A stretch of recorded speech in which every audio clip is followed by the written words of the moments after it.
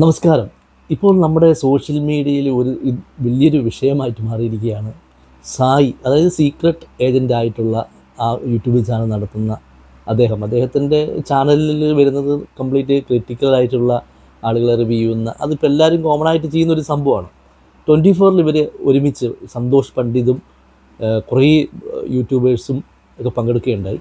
അപ്പോൾ അതിൽ വലിയൊരു വിവാദമായ ഒരു പ്രസ്താവന ഇപ്പോൾ നമ്മുടെ സായി പറയുകയുണ്ടായി. നമുക്ക് സായിയുടെ ഇതിലേക്ക് നോക്കാം. സ്ക്രീനിൽ കാണാം സായിയുടെ ഇതിട്ടേക്കുന്നത്.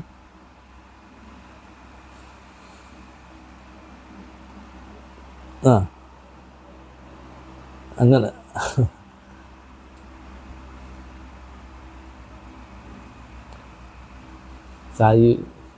സായിൻ്റെ ഒരു വിലയിരുത്തലാണ് കേട്ടോ. സായി എങ്ങനെയാണ് അതിനെ വിലയിരുത്തുന്നതെന്ന് അതാണ് അതിന് കാണിക്കുന്നത്.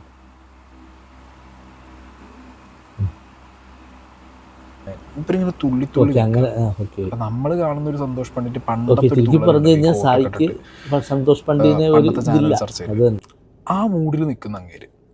അപ്പം ഞാൻ അങ്ങനെ ചെയ്യുന്നത് ഇങ്ങനെ ചാടി നിൽക്കുന്നത് റെലവെൻ്റ് ആയിട്ടുള്ള അല്ലെങ്കിൽ സോഷ്യലി ചർച്ച ചെയ്യുന്ന ടോപ്പിക്കുകളിൽ സന്തോഷ് പണ്ഡിറ്റ് വേറൊരാളുടെ കണ്ടന്റ് എടുത്ത് വെക്കാതെ സംസാരിക്കും. ഞാൻ ആ കണ്ടന്റ് എടുത്ത് പെർസ്പെക്റ്റീവ് പറയും. ഇപ്പോൾ നിങ്ങളെല്ലാവരും ഇത് കാണുകയുണ്ടായി. എന്താണ് സായി ഉദ്ദേശിച്ചതെന്ന്. സായി ഇപ്പോൾ ഇട്ട വിഷ്വൽസിൽ അദ്ദേഹം പറയുന്നത് പുള്ളിക്ക് പറ്റിയൊരു ഇരയല്ല സന്തോഷ് പണ്ഡിറ്റ്. സന്തോഷ് പണ്ഡിറ്റ് പണ്ട് അങ്ങനെയായിരുന്നു ഇങ്ങനെയായിരുന്നുള്ള പുള്ളിയുടെ ഒരു മുൻവിധിയാണ്. പുള്ളിയുടെ മനസ്സിൽ അങ്ങനെയൊക്കെയാണ്. ഞാൻ ചോദിക്കട്ടെ, സായിയേക്കാളും എത്രയോ സ്റ്റേജുകളിൽ എത്രയോ ചാനലുകളിലൊക്കെ പങ്കെടുക്കാൻ സാധിക്കുകയും ഇതുപോലത്തെ പലതരം ഡിബേറ്റുകളിൽ പണ്ട് മുതലേ വരുന്ന ആളാണ് സന്തോഷ് പണ്ഡിറ്റ്. ഈ സന്തോഷ് പണ്ഡിറ്റ് എന്ന് പറഞ്ഞ ആൾ വളരെ ബുദ്ധിമാനും വളരെ കഴിവുള്ള ആളുമാണ്. അദ്ദേഹത്തിൻ്റെ ഒരു സ്ട്രാറ്റജിയാണ്. അദ്ദേഹം ഇങ്ങനെയൊരു കോമാളി വേഷത്തിലൂടെയും അതുപോലെ തന്നെ സീറോ ബഡ്ജറ്റാണ്. അദ്ദേഹത്തിന് 50,000 1,00,000 രൂപയും കൊണ്ടൊക്കെയാണ് പുള്ളിയുടെ സിനിമകളെന്ന് പറഞ്ഞത്. പക്ഷേ ഈ കോമാളിത്തരം കൊണ്ട് അയാൾ ലക്ഷക്കണക്കിന് രൂപ യൂട്യൂബിലും അതുപോലെ തന്നെ സിനിമ റിലീസിങ്ങിലായാലും അദ്ദേഹം നേടുന്നുണ്ട്. ഈ പ്രൊമോഷനായാലും ഉദ്ഘാടനമായാലും.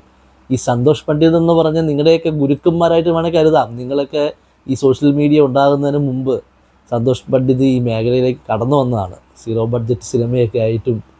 പക്ഷെ അയാൾ കാണിക്കുന്നതെല്ലാം കോമാളിത്തരമാണെന്ന് നമുക്ക് തോന്നിയാൽ പോലും ആ ഒരു കോമാളിത്തരം തന്നെ വിറ്റ് കാശാക്കുന്ന ആളാണ് സന്തോഷ് പണ്ഡിറ്റ്.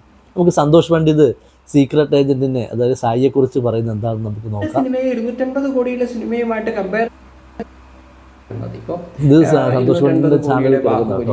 അല്ലെങ്കിൽ ജുറാസിക് പാർക്കോ അല്ലെങ്കിൽ ഇതെല്ലാം വലിയ വലിയ സിനിമകളുമായിട്ടൊക്കെ കമ്പയർ ചെയ്യുമ്പോൾ സന്തോഷ് പണ്ഡിറ്റിന്റെ പടം മൂന്നാം കിട. അപ്പോൾ ഞാൻ നമ്മളെത്തി മറുപടി പറയണം. അപ്പോൾ ഞാൻ പറഞ്ഞു, ഞാൻ സത്യം പറഞ്ഞ ഇയാളെ ആദ്യമായിട്ടാണ് കാണുന്നത് അവിടെ വെച്ചിട്ട്. പിന്നെ അതിന് ശേഷം ഇപ്പം ഞാൻ കുറച്ചൊക്കെ ഇയാളെ കുറിച്ച് പഠിച്ചിട്ടോ. അതുവരെ എനിക്ക് ഒരു ഏതോ ഒരു സായികൃഷ്ണൻ അങ്ങനെ വിചാരിച്ചു. അപ്പോൾ ഇയാൾ യൂട്യൂബറാണ് എൻ്റെ ഇടയിൽ കൂടെ ഇങ്ങനെ പറയുന്നതെന്ന് ഞാൻ മനസ്സിലാക്കിയത്. അപ്പോൾ ഏതാണ്ട് ഇയാളുടെ യൂട്യൂബ് ചാനലിൻ്റെ ഇത് എന്താണ് ഒരു സീക്രട്ട് ഏജൻറ്റോ അങ്ങനെ എന്തോ ആണ്. അപ്പം ഞാൻ പറഞ്ഞു, ഒരു മൂന്നാം കിട ചാനൽ കൊണ്ട് നടക്കുന്ന നിങ്ങൾ വളരെ അധികാരിയായിട്ടും സംസാരിക്കേണ്ട എന്നുള്ള രീതിയിൽ ഇങ്ങേരോട് പറഞ്ഞു. അപ്പം മൂന്നാം കിട ചാനൽ എന്നൊക്കെ കേട്ടപ്പോൾ ഇങ്ങേര് കാകെ ഒരു കൺഫ്യൂഷൻ കേട്ടോ. അല്ല ഇയാൾക്ക് ആകെ വിഷമോ, അല്ല അതെന്താണ്, എന്ത് പരിപാടിയാണ്, ഇതെന്താ എൻ്റെ ചാനലിൻ്റെ മൂന്നാം കിട എന്ന് പറയുന്നത്. ഞാൻ പറയുന്നത് ഒരു കാര്യത്തെ നമ്മൾ എങ്ങനെയാണ് വിലയിരുത്തേണ്ടത്.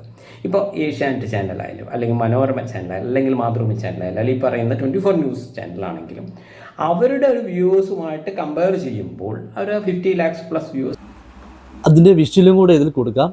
കാരണം സന്തോഷ് പണ്ഡിറ്റിൻ്റെ വീഡിയോ നമ്മളിപ്പോൾ കണ്ടുകൊണ്ടിരിക്കുന്നത്. സൈഡിൽ സന്തോഷ് പണ്ഡിറ്റ് പറഞ്ഞു ഒരു മൂന്നാം കിട ചാനൽ. സന്തോഷ് പണ്ഡിറ്റ് ഇപ്പോൾ പറഞ്ഞത് പ്രകാരം പുള്ളി വിലയിരുത്തുന്നതും എല്ലാ ചാനലുകളെയും വിലയിരുത്തുമ്പോൾ ഒരു സോഷ്യൽ മീഡിയയിൽ നിൽക്കുന്ന ഒരു യൂട്യൂബ് ചാനലിനെ കുറിച്ച് വലിയ വില കൽപ്പിക്കണ്ടല്ലോ എന്നാണ് സായിയെക്കുറിച്ച് പറഞ്ഞത്. പക്ഷേ ഇപ്പോൾ ഞാൻ അടുത്ത ക്ലിപ്പ് ഇടാം.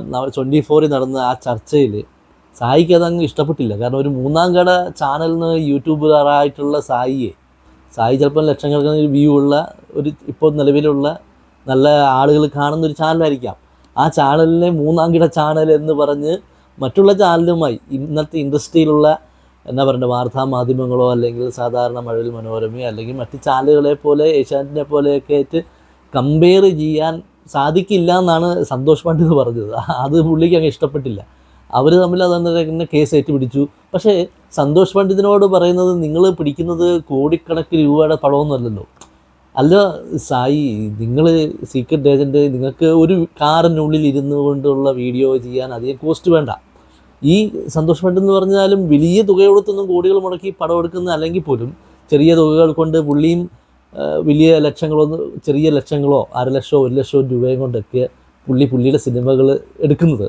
അത് പുള്ളിയുടെ കാര്യം, അത് അപ്പോൾ സിനിമ തന്നെയാണ് പുള്ളി എടുക്കുന്നത്. പക്ഷെ അതിലെ കോമാളിത്തരം ആളുകളെ അട്രാക്റ്റ് ചെയ്യാൻ വേണ്ടി ചെയ്യുന്ന കോമാളിത്തരം, വളരെ ബുദ്ധിമാനായിട്ടുള്ള ഒരു ആളായിട്ടാണ് പുള്ളിയെക്കുറിച്ച് എല്ലാവരും തന്നെ കാണുന്നത്. കാരണം അത്രയും പുള്ളി ഒരു പമ്പര ബിഡ്ഡിയായിട്ട് അഭിനയിക്കുക. കാരണം പണ്ട് മുതലേ ഉള്ള ചാനലുകളെ കുറിച്ച് എടുത്തു കഴിഞ്ഞാൽ ഏഷ്യാനെറ്റ് ആദ്യം ഏഷ്യാനെറ്റിലൊക്കെയാണ് പുള്ളി വരുന്നത്. ഏഷ്യാനെറ്റിലൊക്കെ ചർച്ചകളിലൊക്കെ കണ്ടു കഴിഞ്ഞാൽ നമ്മൾ ഞെട്ടിപ്പോവും. പുള്ളിയുടെ വായിൽ നിന്ന് വരുന്ന വർത്തമാനവും ശരിക്കും അത് മതിയെന്നേ. പുള്ളി ഉദ്ദേശിച്ച് അത് തന്നെയാണ്, കോടികളെടുത്ത് സിനിമ എടുക്കാം. അതുപോലെ തന്നെ സാധാരണക്കാരന് 0 ബഡ്ജറ്റിലും ചെറിയ പൈസയ്ക്കും സിനിമ എടുക്കാമെന്നാണ് പുള്ളി ഉദ്ദേശിച്ചത്. പുള്ളിയുടെ ആഗ്രഹങ്ങളും കാര്യങ്ങളും ഒക്കെ നടത്തിയെടുത്തു. കാരണം പുള്ളി അതുകൊണ്ട് അന്ന് മുതലേ പോപ്പുലാരായി കയറി വന്നു. പക്ഷേ സീക്രട്ട് ഏജൻറ്റ് എന്ന് പറഞ്ഞാൽ നിങ്ങൾ ഇപ്പോഴാണ് ഇത് കയറി വന്നത്. അപ്പോൾ നിങ്ങൾക്കത് ദഹിക്കാൻ വളരെ ബുദ്ധിമുട്ടായിട്ടാണ്. നിങ്ങൾ ഇതുപോലെ തന്നെയല്ലേ മറ്റുള്ളവരുടെ വീഡിയോസൊക്കെ ഇടുന്നതും, നിങ്ങളും ഇതുപോലെ തന്നെയാണ് മറ്റുള്ളവരുടെ വീഡിയോസ് ഇടുന്നത്, മറ്റുള്ളവരെ കുറിച്ച് ഇടുന്നതും ഇതൊക്കെ തന്നെയാണ്. അപ്പോൾ അത് കേട്ടിട്ട് ഒരു പ്രക്ഷോഭം ഉണ്ടാകേണ്ട യാതൊരു കാര്യമില്ല. അപ്പോൾ മറ്റൊരു വിഷയവുമായിട്ട് കണ്ടുമുട്ടാം. Okay, by.